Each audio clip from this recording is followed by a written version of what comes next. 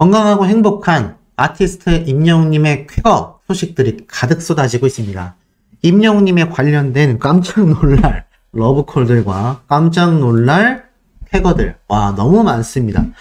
실제로 일주일을 시작하는 시기가 되자마자 그야말로 본물처럼 임영웅님의 소식이 그야말로 터져 나오고 있는 상태인데요. 자, 첫 번째 기사부터 눈을 확 사로잡습니다. 방탄소년단의 정국과 NCT 드림 골든디스크 어워즈 주요 부문 후보가 공개됐다. 아니 소씨, 임영웅님 얘기를 해야 하는데 지금 뭔 소리냐 하실 분들 한국말은 끝까지 들어봐야 합니다. 자, 이 골든디스크 어워즈 주요 부문 후보가 공개된 게 중요합니다. 자, 이 골든디스크 어워즈 아시다시피 내년 초에 1월 6일 날 이 시상식이 열립니다. 어떤 음악 시상식을 따져본다 하더라도요, 이 골든디스크 어워즈만큼 거대하고 권위 있는 시상식 찾아보기가 쉬울까요? 결코 쉽지 않습니다. 근데 이 골든디스크 어워즈 주요 부문 후보들이 공개가 됐는데 여기에 디지털 음원 본상 부문에서 아이들, 악동 뮤지션, 아이브, 르세라핌, 피프티 거기에 임영웅님까지 방탄소년단과 빅뱅의 태양과 함께 이름이 적혀져 있습니다. 바로 디지털 음원 본상 부문에 올라가는데요. 자, 왜 음반 본상에는 못 올라갔냐? 아, 당연한 얘기입니다. 왜일까요? 맞습니다. 이제 우리 영웅시대 분들은 다 잘 알고 계시죠?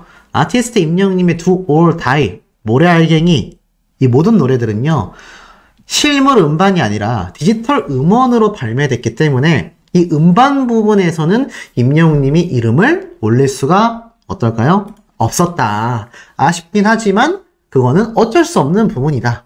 하지만 내년에 있을 이 골든디스크 어워즈, 그러니까 2024년 1월이 아니라 2025년 1월에 열릴 24년간의 행적들에 대한 결과를 따질 때는 임영웅님의 2집 앨범이 24년도에는 분명히 나오거든요. 그러면 이 음반 본상 부문에도 우리 아티스트 이름이 올라가면서 아시다시피 엄청난 상을 받을 수도 있다는 얘기입니다. 자, 어찌됐건 임영웅님이 지금 이 골든디스크 어워즈 디지털 음원 본상 부문에 오른 만큼 많은 분들이 기대를 하고 계시고, 특히 1월 6일 날 인도네시아 자카르타 인터내셔널 스타디움, 인도네시아에서 가장 거대한 공연장에서 이 골든디스크 어워즈가 열립니다. 아시다시피 인도네시아 쪽에서도 임영웅, BTS, 한국의 가수들 중에서도 특히 임영웅님의 이름을 알고 있다라는 게 굉장히 놀라웠었다. 제가 그 영상을 한번 예전에 다른 유튜버 분의 촬영으로 인하여 공개된 거 말씀드렸던 거 기억나십니까? 그렇기 때문에 아마 임영웅님이 인도네시아를 내방하여서 또 이 골든디스크 어워즈에서의 모습을 보여준다면, 야, 그것도 파워가 장난이 아닐 것 같습니다. 특히 임영웅님의 콘서트 일정이 굉장히 중요하다라고 할 수 있는데요. 문제는 임영웅님의 광주 콘서트 일정이 사실 1월 5일부터 1월 7일 날 예정이 되어 있습니다.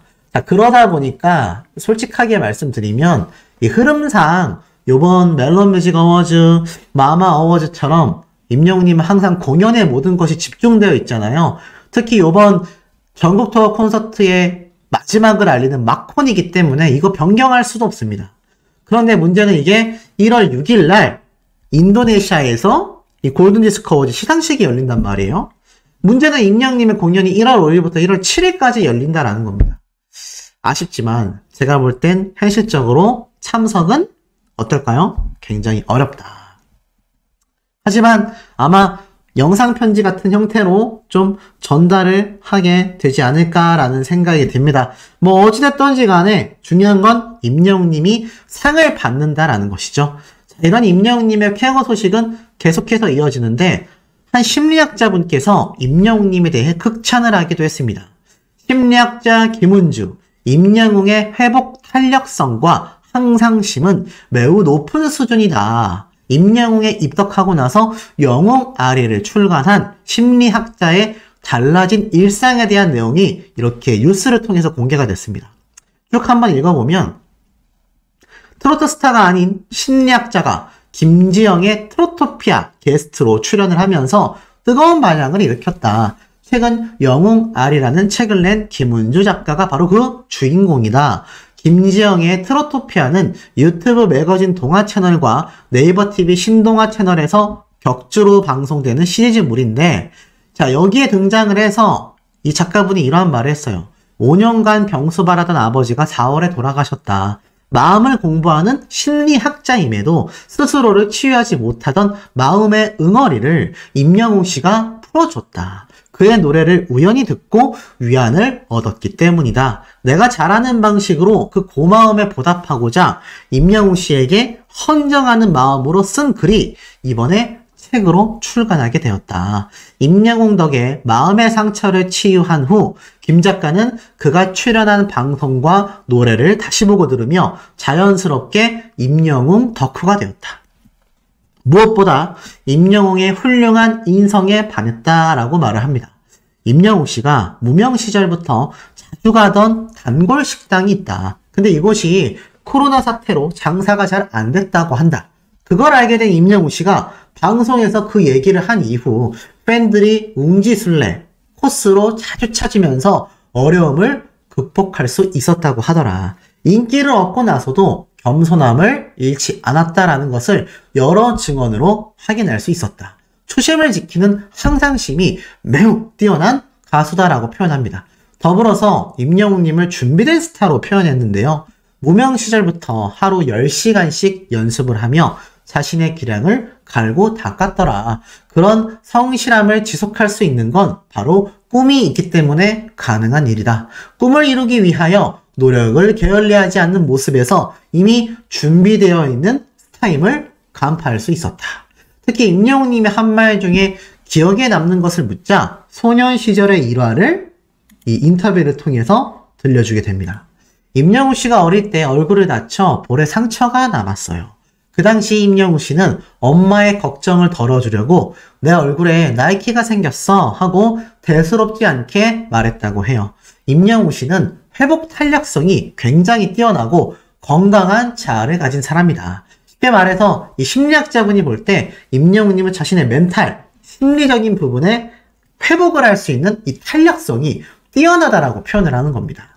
이런 임영웅이란 사람이 이 작가님에게 어떤 존재냐라고 물어보니 이 작가님의 눈과 입가에 미소가 번졌다고 합니다.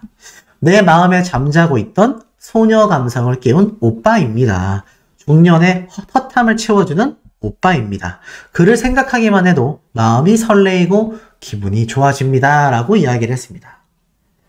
참 이런 전문가들, 심리학자분들조차 아티스트 임영웅이란 가수를 이렇게 극찬하고 있습니다. 또 작가분도 이렇게 극찬을 하고 있습니다. 사실 임영웅이라는 이 가수가 얼마나 남다른지를 좀 알 수 있는 대목 아니겠습니까? 정말 많은 사람들에게 꿈과 희망을 다시금 선사하고 있는 게 바로 임영웅이란 가수다. 그런데 이런 미담이 또 터졌어요. 산타가 된 임영웅, 소아암 백혈병 환자들을 위한 크리스마스 선물을 지원했다. 무슨 내용인지 살펴봤더니 선한 영향력의 대명사 임영웅이 소아암 백혈병 환자들을 위해 산타 영웅이 되었다. 바로 한국소아암재단에서 임영웅님이 선한 스타 11월 가왕전 상금 200만 원을 또 전액 기부하게 됐다. 이때까지의 누적 기부 금액만 6,830만 원이다. 아시다시피 이거 전부 다 우리 영상을 보고 계신 수호천사님들, 영웅시대 분들이 열렬한 응원과 팬 활동을 하셨기 때문에 임영웅님이 또 자신의 1등으로 인하여 기부금을 전달할 수 있게 된 거 아니겠습니까? 역시 그 가수의 그 팬이 맞구나 라는 생각이 절로 들게 되는 대목이 아닐 수 없습니다. 임영웅이란 가수의 파워가 이 정도로 대단하다라는 거죠. 자, 그러다 보니 어떻습니까? 임영웅님을 찾는 분들이 너무너무 많아요. 왜인가 봤더니 자, 올해도 대상이 나오나 나 혼자 산다라는 이 간판 예능방송 프로그램 MBC에서 무려 2013년도 3월부터 편성이 되어서 10주년을 최근 맞이했습니다. 근데 놀랍게도 이 나 혼자 산다가 10주년을 맞이하면서 10주년 특집 기자 간담회가 열렸거든요. 10년이면 강산도 변한다라는데 나 혼자 산다가 그동안 정말 많은 대상 수상자들을 배출하면서 유명한 방송 프로그램이지 않습니까? 그런데 여기에 담당 MC인 전현무 씨가 깜짝 놀랄 얘기를 합니다. 나 혼자 산다 전현무, 임영웅 향한 러브콜을 터뜨렸다. 아시다시피 이 전현무 씨 임영웅님과 시상식에서 만났을 때도 나 혼자 산다 꼭 출연해주면 안 되냐. 그랬더니 임영웅님이 긍정적으로다가 한번 검토를 해보겠다. 이렇게 말했던 거 기억나십니까? 그러고 나서 요번 나 혼자 산다 10주년 기자간담회에서 임영웅님에 대한 출연 러브콜을 또 터뜨린 겁니다. 자, 내용을 한번 살펴보면 임영웅 씨가 나 혼자 산다에 나와줬으면 한다. 쭉 한번 내려보니 바로 4월 4일 서울 마포구 상암 MBC 홀에서 열린 나 혼자 산다 10주년 기자간담회에서요. 전현무 씨가 여러 가지 이야기를 하는 중에 앞으로 나 혼자 산다에서 보고 싶은 스타에 대해 언급을 하면서 특히 임영웅 씨를 보고 싶다라는 사람들이 굉장히 많다. 개인적으로 임영웅 씨와 얘기를 해봤는데 사실 스케줄상 어렵다고 말하더라. 무대나 다른 스튜디오 예능을 봤지만 저 사람은 뭘 먹고 일이 없을 때 뭘 할까 굉장히 궁금하다. 언제가 되었든지 간에 아무 때나 언제든지 마음을 열어두었으면 좋겠다라는 생각이 있다라고 말을 합니다.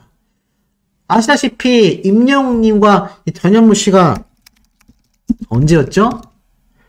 저번 시상식 때 이렇게 마주쳐서 막 보이시죠? 잔뜩 옆에 붙어가지고 그냥 고목나무에 매미처럼 붙어서 이 더 팩트 뮤직 어워즈 불과 얼마 전입니다. 이게 몇 월 달이냐? 10월 달이죠? 이제 고작 2달도 채 안 됐는데 요때 이제 임영웅님에게 막 현장에서 러브콜을 보냈지 않습니까? 근데 차후에 다시 얘기를 나눠봤는데 사실상 스케줄 때문에 출연이 쉽지는 않다라고 이야기를 했습니다. 하지만 우리가 희망을 걸어볼 가능성이 왜 존재하느냐? 자, 제가 앞에서도 말씀을 드렸지만 이 임영웅님의 콘서트 일정이 있지 않습니까? 비록 1월 6일날 열리는 골든디스크 어워즈에는 참석하지 못하지만 1월달이면 임영웅님의 콘서트 일정이 종료가 됩니다. 그리고 5월 말에 열릴 상암 월드컵 경기장에서 콘서트, 앵콜콘을 제외하곤 공식적인 스케줄이 아직 확정되어 있거나 예정되어 있는 것은 없다라는 것이 팩트입니다. 자, 그럼 잘 생각해보면 임영웅님이 1월부터 5월 사이에 2집 앨범도 준비하겠지만 제가 전부터 강조를 드렸죠. 2집 앨범을 발매할 때 그리고 이번 콘서트 때도 임영웅님이 2번이나 예능방송에 출연을 했습니다. 근데 과연 2집 앨범을 발매하게 되는 임영웅님이 예능방송 출연 안 할까요? 어떤 가수건 자신의 앨범이 발매되면 예능방송에 최소 1개 이상 출연을 합니다. 실제로 임영웅님도 1집 정규 앨범 때 유키즈 온 더 블록에서 대대적인 홍보를 했었죠. 자, 그런데 보세요. 결론을 내리면 어떻습니까? 전현무 씨가 계속하여 나 혼자 산다에 출연을 해달라고 애타게 러브콜을 꾸준히 해왔습니다. 꾸준히 해왔는데 임영웅님하고 이야기를 나눠보니 스케줄상 어렵다. 그 스케줄상이 왜 어렵겠습니까? 올해는 어렵다라는 겁니다. 바로 콘서트 일정이 12월부터 1월까지 꽉 차 있기 때문이죠. 하지만 임영웅님이 상암 월드컵 경기장에서 콘서트를 열기 전까지 그 사이에 2집 앨범이 발매가 되건 상암 월드컵 경기장 때 발표를 하건 그 1월부터 5월 사이에 시간이 충분하단 말이죠. 또는 상암 월드컵 경기장에서 앵콜콘을 하고 난 이후에 임영웅님의 2집 앨범 활동 때문에라도 제가 볼 땐 나 혼자 산다를 비롯하여 최소 2개 이상, 왜냐면 요번에도 2개 예능 방송에 등장했지 않습니까? 그러니 2집 앨범 때는 그 이상으로 나 혼자 산다를 비롯하여 여러 예능 방송 프로그램에 출연할 가능성이 어떻습니까? 굉장히 높다라고 말씀드릴 수 있겠습니다. 최소 2개 이상의 예능 방송 프로그램을 임영웅님이 내년 상반기에 등장할 가능성이 어떻죠? 굉장히 높고 그 첫 번째 타자로는 전현무 씨가 그렇게 애타게 외쳤던 이 나 혼자 산다가 될 가능성이 어마무시하게 높다라고 저는 생각이 듭니다. 자, 그러다 보니 임영웅님의 이런 쾌거 소식들이 계속 이어집니다. 임영웅님에 대한 기대감이 이 영웅시대 팬분들 사이에서도 커지는 거죠. 다시 만날 수 있을까 뮤직비디오가 4,300만 뷰를 드디어 돌파했습니다. 이제 곧 5천만 뷰를 앞두고 있고요. 거기에 더불어서 임영웅 유튜브 차트는요, 주간 인기 뮤직비디오 3, 4위를 나란히 기록하면서 두 올다이가 3위, 모래알갱이가 4위를 차지하는 쾌거를 또 보여줍니다. 임영웅님의 노래와 이 유튜브 내에서의 이 조회수 파워가 얼마나 대단한지를 보여주고 있는 결정적인 대목들이라고 생각이 돼요. 그리고 나아가서는 임영웅님에 대한 이 러브콜까지 터진 현재 사태. 자, 정리해보면 어떻습니까? 이 전현무 씨가 임영웅님이 어떻게든 나 혼자 산다에 내년 상반기에 등장할 가장 유력한 방송 프로그램이 되도록 물밑 작업을 엄청 하고 있다는 얘기예요. 따로 이야기도 나눠봤을 정도이니 진지하게 임영웅님의 출연에 대한 이야기를 고려해봤다라는 소리입니다. 그러니 기대가 너무 될 수밖에 없고, 임영웅님이 내년 상반기부터 마지막 임영웅님의 콘서트 일정인 광주 콘서트를 끝내면서 이 골든디스크 어워즈에서 또 멋진 상까지 수상을 하면서 본격적인 2집 앨범 활동의 시작과 더불어 최소 나 혼자 산다를 비롯한 2개 이상의 예능 방송 프로그램 출연까지. 그리고 또 모릅니다. 요번 전국 투어 콘서트 일정도 따지고 보면 굉장히 늦게 시작이 됐어요. 아시다시피 임영웅님의 요번 콘서트 첫 일정은 10월 달이었습니다. 그러니 어떻습니까? 2024년도에 2집 앨범이 발매되면 그때도 이렇게 하반기에 임영웅님의 2집 정규앨범 콘서트까지. 와, 이거 뭐 굵직굵직한 게 한두 개가 아닌가라는 생각이 듭니다. 할 수 있겠는데요. 이번 주에는 아주 굵직한 행사가 하나 있습니다. 맞습니다. 바로 12월 두 번째 주 12월 8일이죠. 바로 부산 콘서트가 또 예정되어 있습니다. 많은 분들이 참 행복하게 보내실 시기라고 할 수 있겠는데요. 임영웅님의 콘서트가 내년 연초까지 지금 예정되어 있으면서 연말에 우리가 따뜻하게 보낼 수 있지 않을까. 아시다시피 올 겨울은 무척이나 춥다고 합니다. 수호씨도 며칠 전에 독감 걸렸다가 정말 죽다 살아났는데요. 특히 우리 수호천사님들 낙원내챈 꼭 하셔야 됩니다. 특히 독감은 절대 걸리시면 안 돼요. 그렇기 때문에 요즘 또 미세먼지도 심해지고 또 주변에 독감 환자들도 많기 때문에 마스크 꼭 쓰시고 생활하시길 바라고, 수호씨도 이제 코로나 끝났다고 헬렐레 펠렐레 다니다가 독감에 걸렸던 게 아닌가라는 생각도 들고, 그런 말씀 하시더라고요. 수호씨가 면역력이 약해져서 그런 게 아니냐.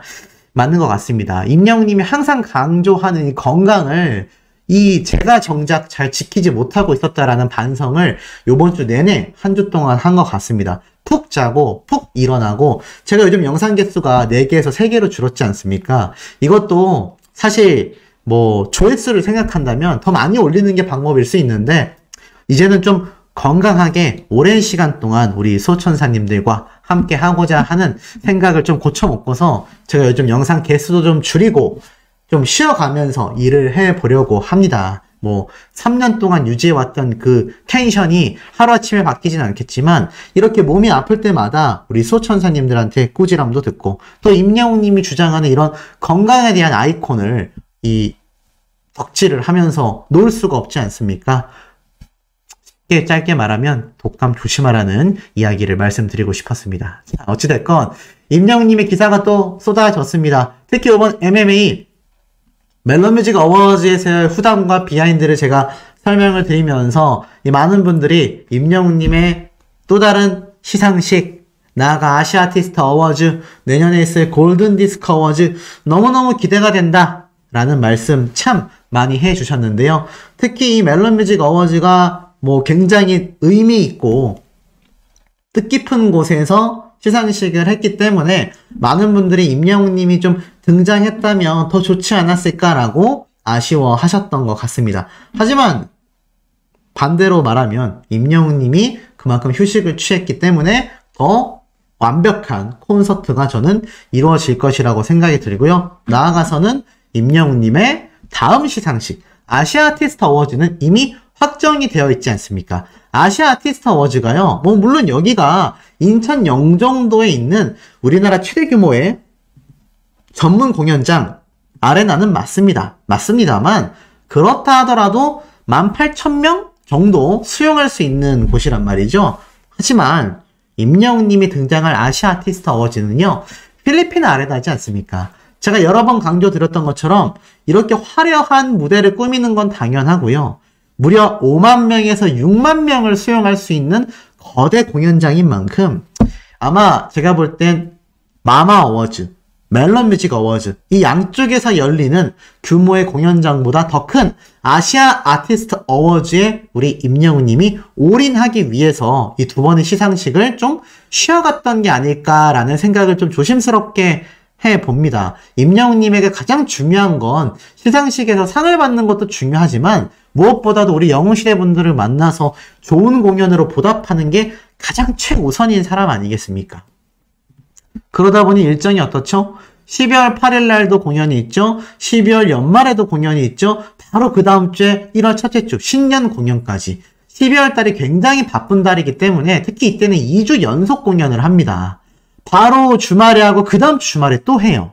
그렇기 때문에 아마 제가 볼 땐 12월 한 달을 위해서 에너지를 촥 모아둔 게 아닌가. 혹시 이런 이야기 아십니까? 2보 전진을 위한 1보 후퇴 또는 개구리가 쭈그려 앉는 건 높이 뛰기 위함이다. 아마 이럴 때 그런 말이 착착 들어맞지 않나라는 생각이 듭니다. 그런데 아무리 소씨가 그렇게 떠든다 한들 저는 임영웅님이 너무 보고 싶은걸요 라고 하시는 소천사님들이 많이 계실 것 같습니다. 그 마음이 이렇게 기사를 통해서도 좀 전해져요. 영탁, 장민호, 임영웅, 이찬원의 화려한 비상 노래의 커버 진한 감동을 선사하여 눈길을 끌고 있다라고 하는데 바로 뽕숭아학당 때 등장했었던 비상 노래 커버 영상인 것 같습니다. 자, 물론 이 영상들 끊임없이 조회수가 계속하여 올라가고 있지만 아시다시피 예전만큼 폭발적인 상승을 보여주고 있지는 않아요. 하지만 왜 언론 기사에서 이 과거 트롯맨들과 함께 했었던 임영웅님의 기사가 꾸준히 실리느냐? 첫 번째, 이 트롯맨들이 다시 한번 뭉치는 방송 또는 뭉치는 공연 보고 싶다라고 하는 대중분들이 존재합니다. 물론 각 팬분들과 우리 영웅시대 분들 중에선 개별 활동하기도 바빠 죽겠는데 소시 뭔 소리냐 하시겠지만 저도 알고 있어요. 하지만 확실한 건 그만큼 트롯맨들의 우정과 케미가 좋았기 때문에 이들조차도 또 이들을 바라보는 많은 대중들도 다시 한번 뭉치는 날을 고대하고 있습니다. 그 마음이 아마 이렇게 끊임없이 나오는 임영웅님과 트롯맨들의 많은 커버 영상들의 조회수로 드러나는 것 같고 두 번째로는 임영웅님이 콘서트에서도 많이 불렀던 임재범님의 비상이지 않습니까? 나도 세상에 나가고 싶어. 당당히 내 꿈들을 펼쳐내겠다. 이런 의미가 담겨있는 노래이지 않습니까? 임영웅님의 어려웠던 무명 시절을 잘 거쳐서 지금의 비상한 모습으로 나오는 데에 너무나 적합한 노래이죠.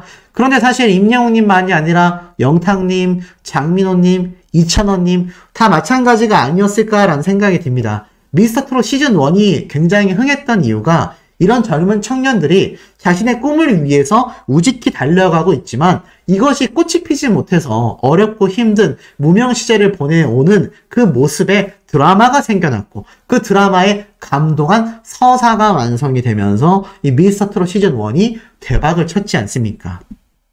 요즘 뭐 현역가왕, 미스트롯 3, 또 그 이전에는 불타는 트롯맨, 미스터트롯, 미스트롯2 다 어땠습니까? 나름의 흥행들은 했지만 결국 미스터트롯 시즌1만큼의 파워풀한 흥행은 했을까요?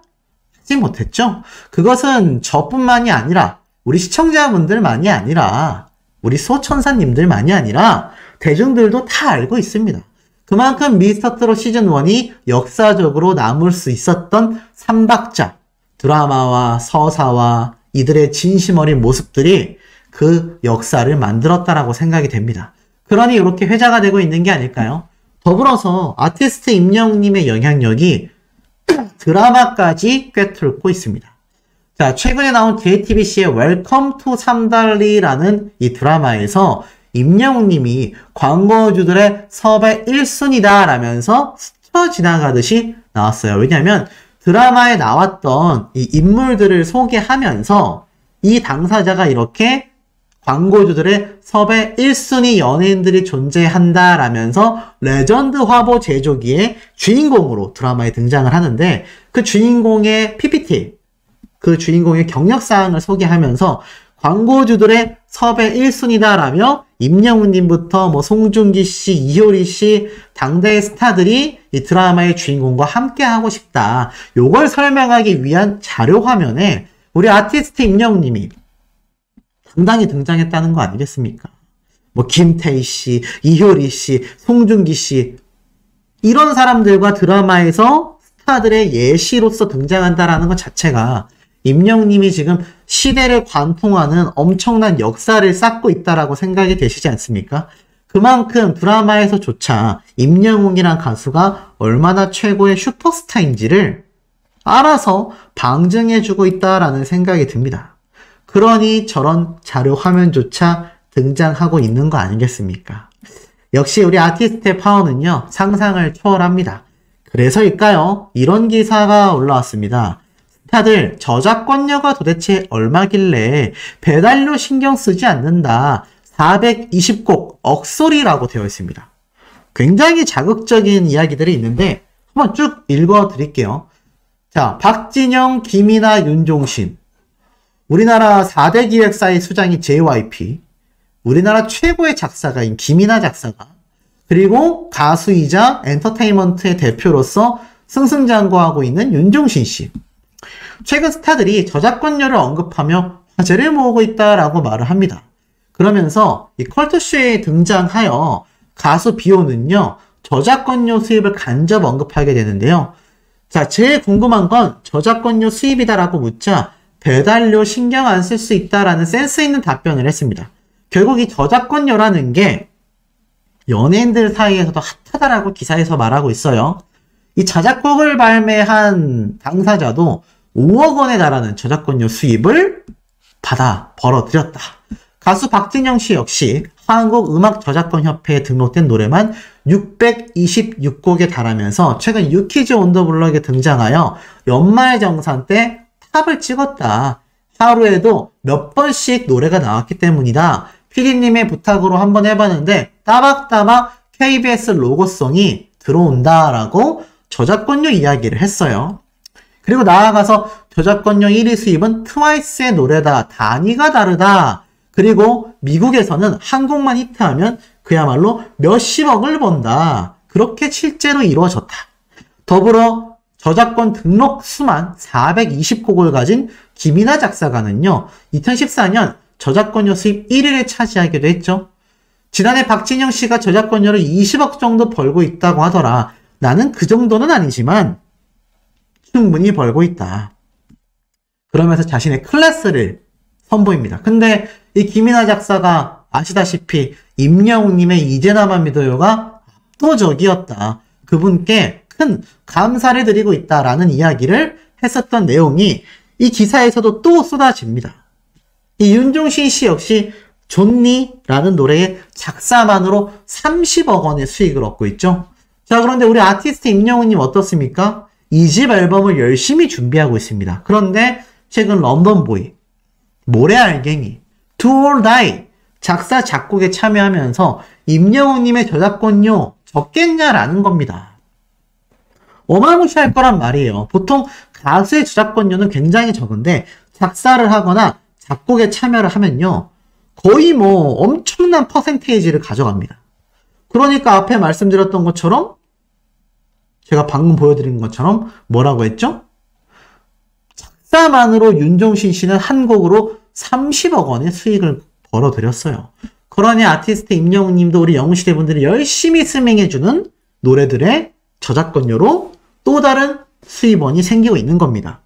그리고 나아가서 임영웅님의 노래를 작곡했었던 작곡가님들, 이적 작곡가님, 아시다시피 이 노래 임영웅님이 이적님과 긴 시간 동안 이야기를 나눴고 처음 보내주신 노래를 들었을 때 여운이 오래 갔다. 라면서 이런 멋진 노래를 자신의 목소리로 팬들께 들려드릴 수 있어 행복하고 더 잘 부르기 위해 노력했다라는 노래가 다시 만날 수 있을까 아니겠습니까? 특히나 이정님은 자신의 어머님께서 임영님에게 곡을 주라고 그렇게 압박을 했었는데 결국 곡을 주게 되어서 정말 천만다행이다. 그리고 자신의 불후의 명곡 촬영 날도 임영웅님이 찾아와서 응원을 하러 와준 정말 인성 깊은 후배다라고 이야기를 쏟아내기도 했습니다. 그리고 나아가서 조용수 작곡가님 역시 자신의 저작권료 1위가 바로 임영웅님의 이제 나만 믿어요로 지금 바싹 추격 중이다. 이 저작권료가 어마무시하다. 이런 이야기를 많은 방송에서 했기 때문에 제가 논의 강조드렸던 것처럼 임영웅님 역시 그 저작권료가 대박이 날 수밖에 없다라는 겁니다. 그런데 이제 시작에 불과해요. 지금 앞으로 펼쳐나갈 임영웅님의 또 다른 자작곡들 여기서 끝이 나겠습니까? 더불어서 임영웅님의 2집 앨범에는 또 어떤 자작곡들, 어떤 작곡과 작사의 향연이 펼쳐질지 쉽사리 예상하기 어렵습니다. 이제는 작사도 할 줄 알고요. 작곡도 할 줄 압니다. 노래 하나를 생으로 혼자서 만들어낼 진정한 싱어송라이터의 능력을 다 갖췄다라고 해도 과언이 아닙니다.